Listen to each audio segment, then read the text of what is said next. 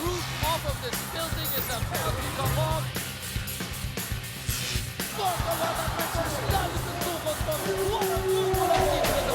Crossover again. Romeo. Axel Breaker. What a shot. Mula kay Carlo. Going left, going right, and straight to goal! Right now, he's unstoppable. Throw sa pagitan. Ito, iwan ang kita. JC is down. Sky for that dunk.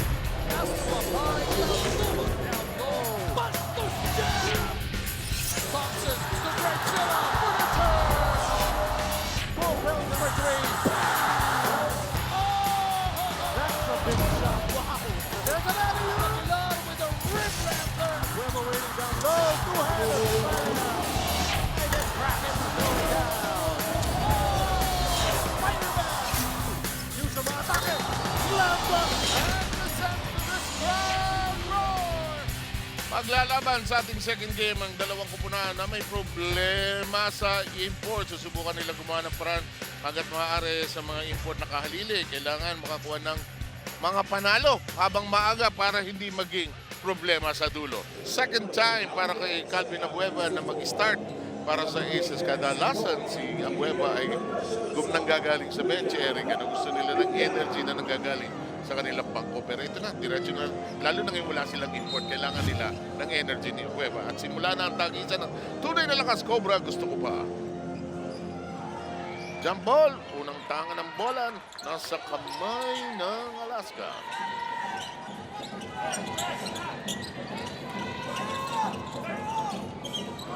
Mula sa labas, yes!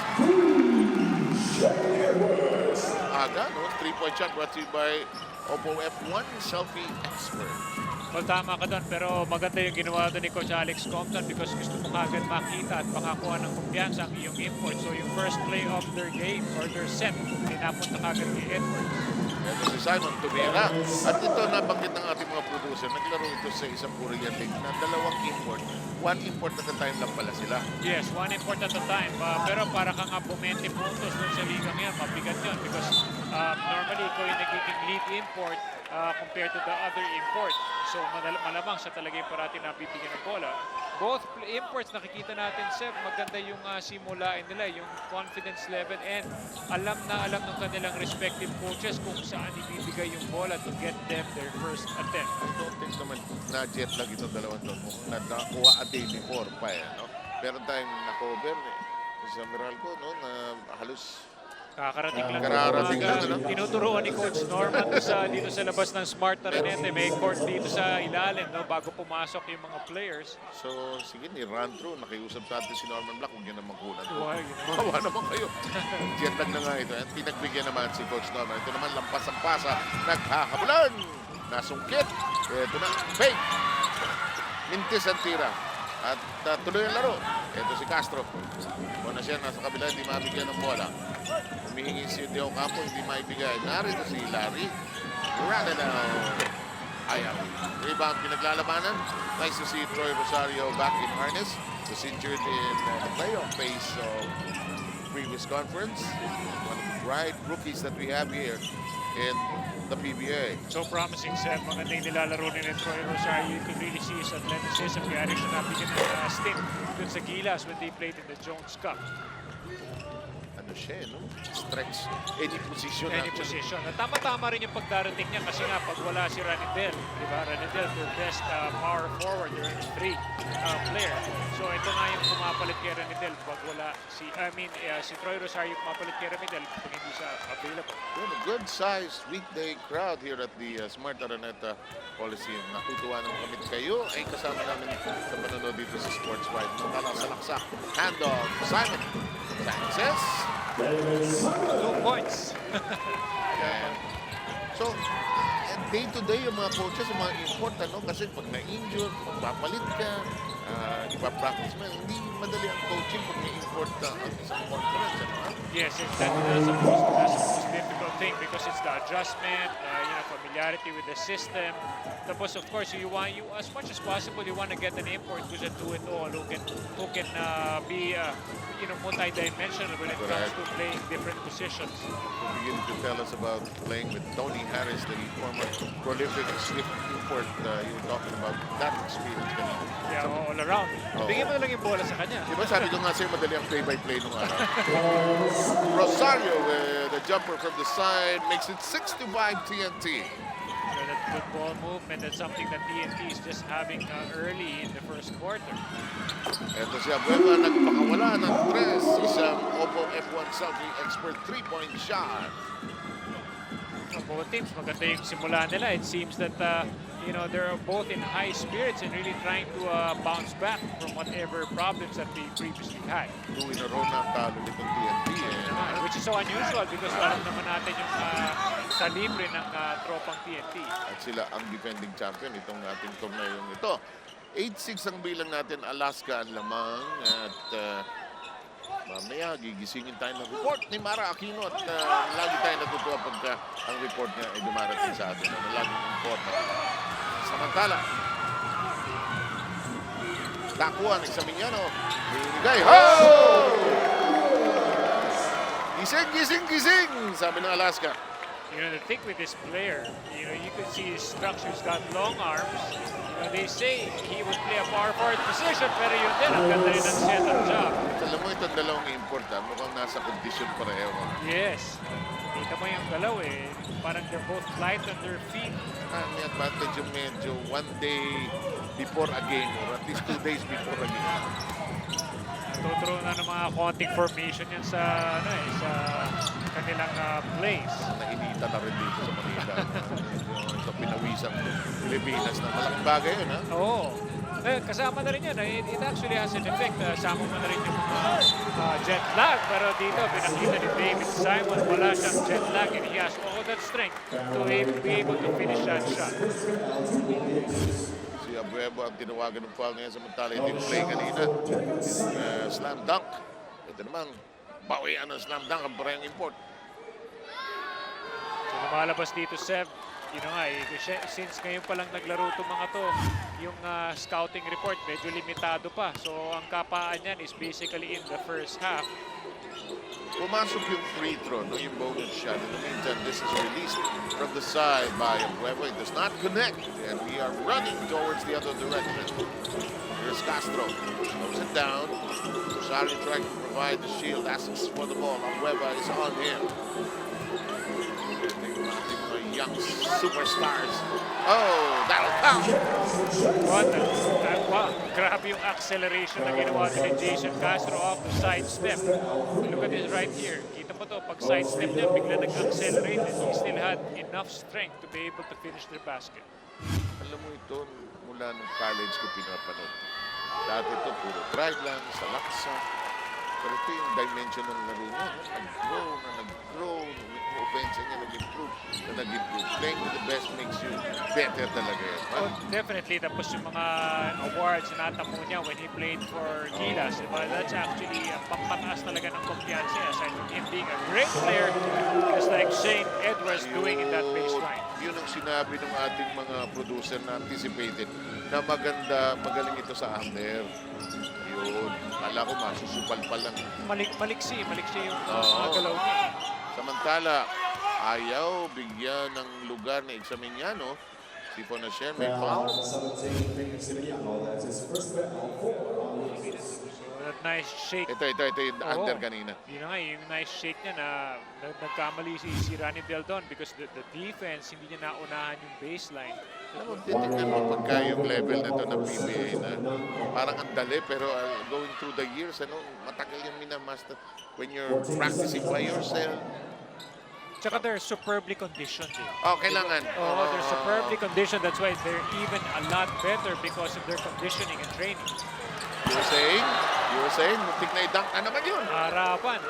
Look at that arm, Seb. Ang haba ng galamay niya. That's a big advantage for every basketball player that I've ever seen. Alam mo, naalala ko nung recent tour of duty ko dito sa PBA, si Diamond Simpson. Yun din, Isa pa yun. mahaba ang galamay mo. Mahaba yung galamay. Cool dude yun eh. Pag bumalaw, nag-champion din ng Alaska noon. So sabi ni Alex Conter, nalo naman tayo. Tagal na natin, hindi na nanalo. Nakakalimang sunod-sunod Oo, na rin, dating kasi- back to the All-Filipino. Oo, 3-0, tapos 4-3. biglang 4-3. Talo sila sa Agad, so Dakwato. di ba na? They're actually hoping that they could get out of that slump. Ba si Jason Webb at ang kanyang Star Ratchets nakalabas na sa lost column sa zero column ng wins.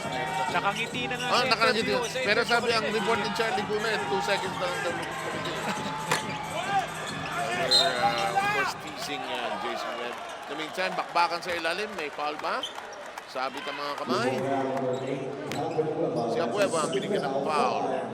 Team foul count. Alaska penalty na. Ang TNT, isa pa lang.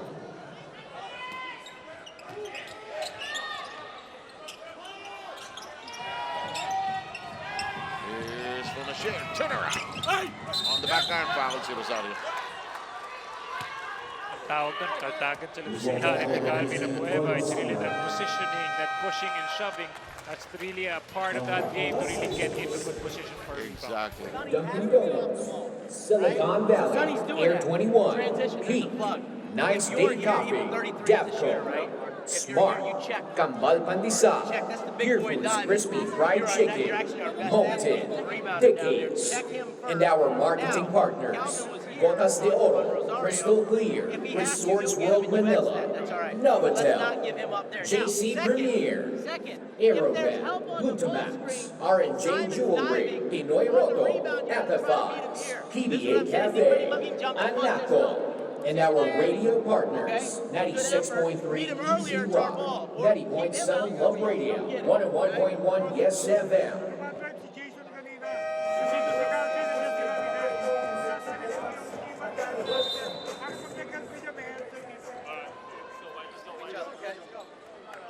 Substitution Harvey Carey for Ronaldo Del Campo. Welcome back to the first quarter of a match, Alaska Aces versus Tropang TNT. According to Coach Topix Robinson of Alaska, their biggest challenge is waking up from last series and playing again as if nothing happened. But according to him, they've had great practice and they've shown good character, all in agreement to let go of what happened, to put it aside, and to try to win games again. Now, missing in action today will be Don Hontiveros and Eric Menk to allow more time to rest, as well as Noy Baclao, who didn't want to disclose his injuries. Guys? Mukhang trend ngayon sa Alaska not to disclose injuries. Medyo... Baka may kanalaman sa scouting yun, di ba? Para parang malaman. ladies, you may have to charm them into admitting to you what is bothering some of the players. But we give them that. Well, I'm sure they were charmed when Mara approached them. Oh, I'm 100% sure. sure. But they kept to their team policy of not Yes. revealing anything. 17-13, lamang ang TNT. 4 ang kanilang abante. Samantala, si Harvey Carey nandiyan na sa loob. Substitution Brian Reyes for Larry Wilson. Si Larry Ponacer, binaba muna. Sino pumasok? Si Reyes, ano? Brian Reyes. Brian Reyes. In the meantime, this goes nowhere. Picked up by the boss, the beast, JB Casio. Back to Calvin. Up, and gone. But that's not going to work. And it will stay with Alaska. Nasabayan si Calvin Abueva doon. That's why he slightly had to change his shot underneath. Kita niya, lalaking tao eh. May puro higante kasabay niya. Troy was there. Yun yung matchup niya with Troy Rosario. Ayan, walang gamitan ng kamay. Oh, yan, in that moment. Wow, mga loose ball na sungkit. Simon. Ito si Castro. Examiniano is on him. Open shot. Yes! It's a triple that makes it 20-13. See how you speak of versatility. You see this big guy, coming into a league, in the pro league, and now you see him showing us shots that he could make from the outside. Of course, ginagawa naman din niya yan dati, but that's the hardest thing to do because lahat na ngayon, mga ka-teammate ko, puro mga superstars. I think the first realization, aside from the defense being played in the PBA is the size of the players that you're with and you have to play against. Yes, that's the biggest adjustment. The good thing about Troy is he can play multiple positions. You know, That is a great he has good ball handling skills. He has a good shot, and he just showed that a while ago. And he can also play great defense on the post. Tsaka alam mo, matapang, yun ang hindi mo maituturo yung tapang. In the meantime, Banchero, who is Mr. Instant Offense from the bench of Alaska, delivers from the top of the key to cut it down to 5. Oh, mabigat yung pagkakapasok dito ni Banchero because he actually delivered immediately from the outside. Here's Cyrus Baguio also on the floor. In fact, it's a 4-man substitution for Alaska. Baguio kept them very much alive in that game against Blackwater. In the meantime, Banchero ahead below. Rosario could do nothing on that play. So you see how Tropang TNT will build the confidence of a rookie. You know, kakapasok pa lang ni Troy, pag tino, binibigyan siya ng mga post-up plays. What do you have, Mara? Etong si David Simon, he just arrived on the 22nd. So 2 beses pa lang siya nakapag-ensayo. Now, dahil galing siya sa South Korea where it's snowing right now, he's still getting used to the hot weather. Sabi niya, he's sweating 3 times more. Now, what's interesting is that back in the NCAA, nakakalaban niya itong si Kelly Williams. At noong 2006, he used to train with Coach Alex Compton because they share the same conditioning coach and they also played against each other. Sabi nga ni Coach Alex, swerte daw ng TNT kay David. He remembers that he moves well and is a center who can shoot threes. At swerte daw ni David na may abs pa din siya. Balik sa Harvey will take off. Super fan ka rin ba? Just text AM15 to 4545. Okay. Let's go down 1 time for Shane. Okay, down. Which block do you prefer? Let's go Shane on this block. Shane, RJ, let's put Sai here. He's gonna hand it off here. Sai's coming up. We're gonna throw it to Sai with the seal. If we can get it inside, great. Now, if not, Simon Garden or Harry. Try to get it close. Simon Garden, you can take a step out. Quick. Okay?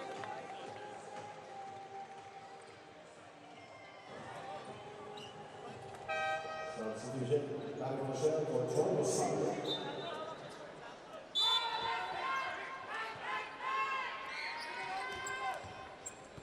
Tropang TNT ahead 22-17. Both teams are parading imports. As to whether they will stay or not depends on performance, I guess.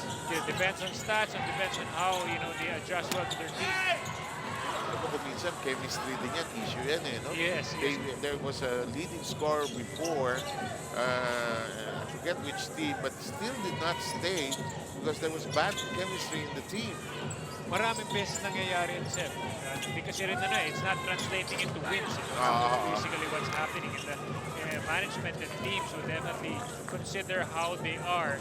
Kung nananalo naman, syempre, they would rather stick to that player. Walang hindi issue, ano? Yes. Here's Fonacher, who's back in the game. Reyes snapping it over to Jai Reyes, who's trying to create in the jungle. No, nothing there. And Kerry slams it against an opponent. Sa ulo ba tumama? Yeah, sa ulo tumama yung bola. Ano ba laro natin? Football ba o... That's why nga yun, you see some of the people behind the bench nagreklamo nga. Baka technical daw dapat. Oo. Ay. Yun yung mga nalulungkot ang mga coaches. Eh. Dapat ang ginawa doon ni RJ Hasol, yung ginawa ni Mick Pinisi. Alin yun nga yun. Yung binato siya ng bola, di ba? Tapos bilang Oo. late reaction. Oo.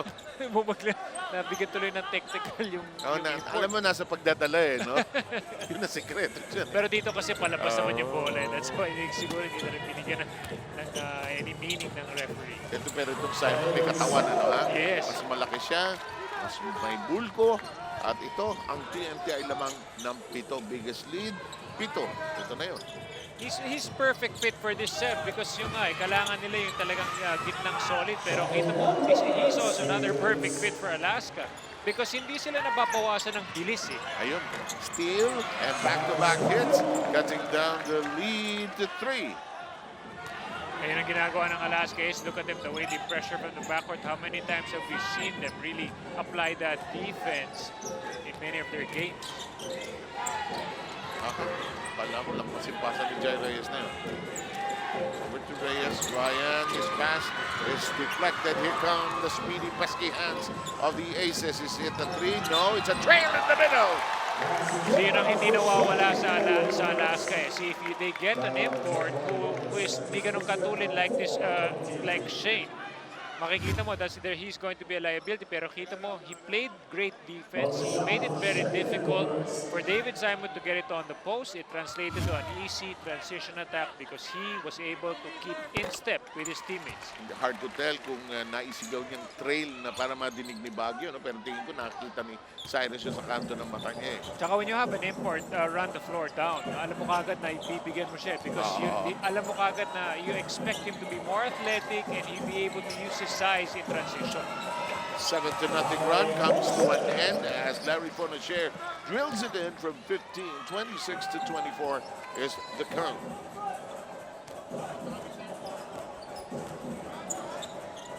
Magparamdam sa inyong paborito PBA idols using Shout, a new way of expressing yourself quickly and easily. Punta lang sa sportswide.ph and look for the Shout tab or call nun para magpabati sa inyong kapatid dito lang sa Liga. Libre po ito. No registration required. Okay, happy na yung Alaska faithful. Malakpak sila, pinalakpakan nila ang kanilang import. Ayan, may pag-asa tayo. Decente yung kanilang nakuha ang import. And, you know, so far we're just still in the first quarter. Quite early to say, but so far maganda yung pinapakita ng magkabilang import. Although bago sila, mukhang angkop na angkop sila para doon sa magkabilang koponan. Pinuntahan agad ng team trainer Gus Vargas. Chinek kung yung import okay pa sa Alaska. Kasi Gus matagal ng bahagi ng Alaska yan. Experience, yes. Oo. Kasi Ranidel ayaw pumasok ang tira. Nasungkit ni Eman. Asul binigay kay Vic Manuel.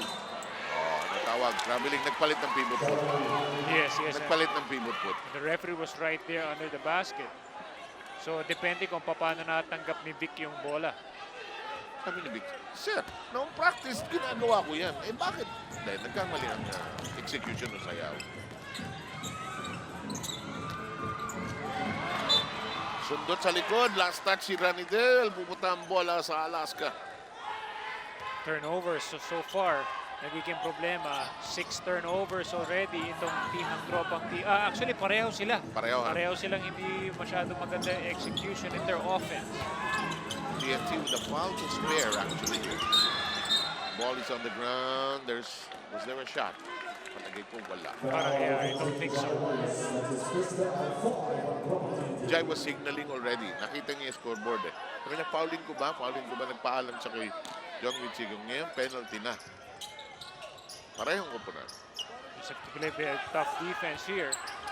Panchero. Tapos ng konti, Jai Reyes, napulot. Hindi makapihit ng mabuti. Natapos po ang ating unang view. Matapos ang una, lamang ang tropang TNT.